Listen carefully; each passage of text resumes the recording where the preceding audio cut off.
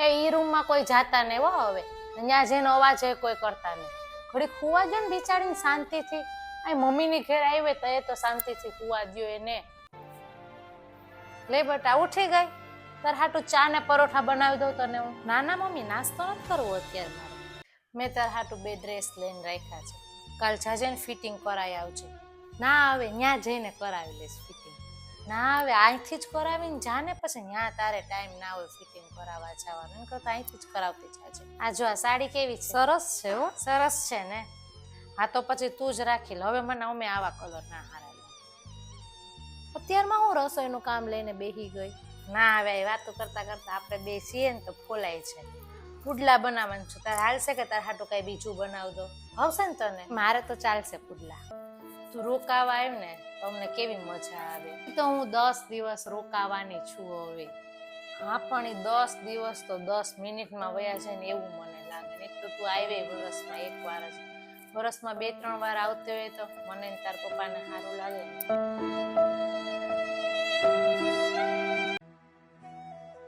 લે ઉઠી ગઈ? જય શ્રી કૃષ્ણ. જય Shri Krishna mummy. Sorry mummy, આજ છે ને મારે આંખ જ ના ખુલી. કાલથી હું ધ્યાન રાખીશ. હું વહેલી જ ઉઠીશ.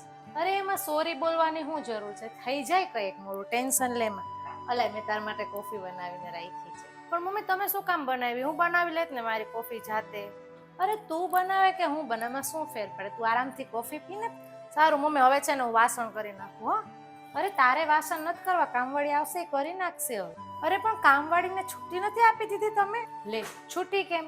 હવે હું આવી ગઈ છું મમ્મી, તો કામવાળી રાખવાની શું જરૂર છે? હું કરી નાખું ને બધું કામ. અરે બટા તને હું આ ઘરની વહુ બનાવીને લઈ આવી છું, કામવાળી બનાવીને નહીં.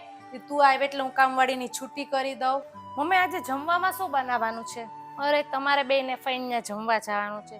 મારી અને તાર પપ્પાની રસોઈ તો હું જાતે બનાવી લઈશ. ના મમ્મી હું બનાવી આપું ને. અરે ના ના હું બનાવી લઈશ ને. તું જા ફટાફટ પેલા તૈયાર થઈ જા. સારું ચાલો. મમ્મી આ કુર્તી ચાલશે ફઈની ઘરે જવામાં કે સાડી પહેરવી પડશે? અરે ના ના કુર્તી બરાબર છે. આવી ગરમીમાં સાડી કોણ પહેરે હવે? પણ મમ્મી ફઈ કાંઈ કહેશે તો? અરે તારી સાસુને વાંધો નથી તો ફઈ શું કામે તને કાંઈ કહે? તમ તારે તું કુર્તી પહેરીને જ જા, ટેન્શન લેવા. લો બેટા તારા સસરામાં બધું સારું છે? અરે હા મમ્મી મારા અહીંયા એકદમ સારું છે. અરે જો આવી સાસુ બધાને મળે ને તો લાઈફ છે ને એકદમ સેટ થઈ જાય. મને તો એક જન્મમાં 2 માનો પ્રેમ મળે છે. હા જો મમ્મી ચા બનાવે છે, હમણાં અમે બે ચા પીવું અને છે ને બીજા બધાની ચુગલી કરશું. તો તું મારી ચિંતા કરતી ને, મારી સાસુ તો માં કરતા વિશેષ છે. હાલો મમ્મી, ભાઈ ને ભાભી કઈ ફરવા ગયા છે? હા ગયા છે ને ફરવા. તે તો મને કઈ વાતે ના કરી કે ફરવા જવાના છે એમ. લે હમણાં તારે એ વાત નથી થઈ ને તો હું તને કેતા જ ભૂલી ગઈ હતી. હા મમ્મી ફરવા ગયા એ તો ભલે ને ગયા બરાબર છે, પણ એ કેવા કપડાં પહેરીને કેવા ફોટા મૂક્યા છે જોયું છે તે? કાલ તો એને ગોઠણ સુધીનું 1 પીસ પહેર્યું હતું અને આજ તો જીન્સ પહેર્યું ને સ્લીવલેસ ટોપ પહેર્યું છે. તું જોતો ખરી એના ફોટા. તો મમ્મી એવા ફોટા મૂકે તો કેવું ખરાબ લાગે? ઈ ફોટા મૂકે ને તો પછી બધા ઈ ફોટા જોતા હોય તો બધાને ખરાબ ના લાગે કે આપણા ઘરની બહુ આવા કપડાં પહેરીને ફોટા મૂકે તો બધા કેવી વાતો કરશે આપણી? હવે મારાથી તો જોવાનું નહીં તો મને એમ થયું કે લાય તને ખબર નહીં હોય ને તો હું ફોન કરું તને.